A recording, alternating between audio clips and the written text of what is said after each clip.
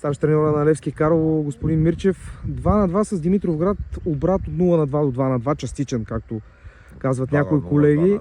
Да, от 2-0, 2-2, но пък остава усещането, че можете да спечелите дори тази среща. Какво не достигна днес, за да видим още един успех в битката за третото място? Което се притеснявах беше за това, че моите футболисти влезнаха много лежерно в матча. Дали за мен имаше явно и нотка на подценяване.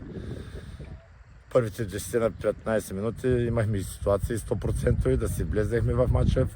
Моите футболисти се поизнервиха, както и аз. И получихме гол. Плод на късмет имаха домакините от далечно разстояние. Не мога да виним, футбол е такъв пълен естен. И на полувремето си казахме, малко повишихме тон. Не мога да... Карлово изградихме едно име в тая група, отбор, който играе с достоинство. За мен е най-важното нещо.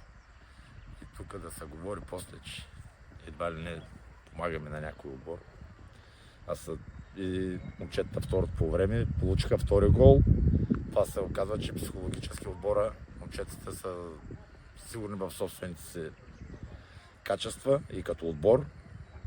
И успяхме да се върнем в матча 2-2 и имахме много хубави ситуации за пълен обрат, но това е футбола. Важното е, че второто полувреме, аз му го казах и на полувремето, не сме се отказали, примерно, както другите отбори имат цели, ние си имаме цел да се гоним третото място и другото, което съм, докато периода ми е в Карлово, да изградим един отбор с достоинство. За мен е много важно.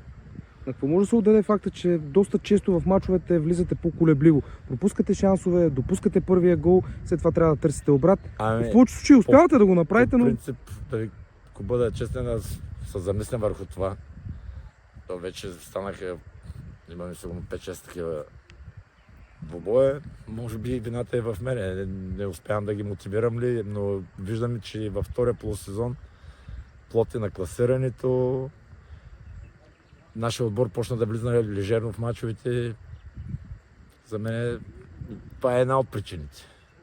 Имат самочувствие, нямаме право да им го отнемаме самочувствието. Те са го изградили индивидуално и като отбор. Може би и това не изигра лоша шега, но важното е, че, пак го казвам, стига сме ги величали футболисти, показват характер. И то не е срещу отбори, под това доста отбори. И днеска видяхте и контузията и на Рангел Игнатов напусна с болки. Така че... Последен въпрос, че започна да ни вали вече дъжда, както трябва да завалят точките в Карлово срещу Нефтохимик. Други ден пряка битка за третото място. Какво да очакваме от нея? Сега, тя е пряка за отборите, които се борят за трето. Те всеки се бори за трето, едва ли не ще влизат в Лига Европа. Не знам за къде са запътили. И си играем за нашото, аз се го казах и на момчета, за удовлетворението, за публиката. Най-радостно, че почнаха да идват доста хора. Виждаме хора дори напреднала възраст, щастливи на стадиона, щастливи деца. За нас това е третото място. Благодарност и успех! Благодаря.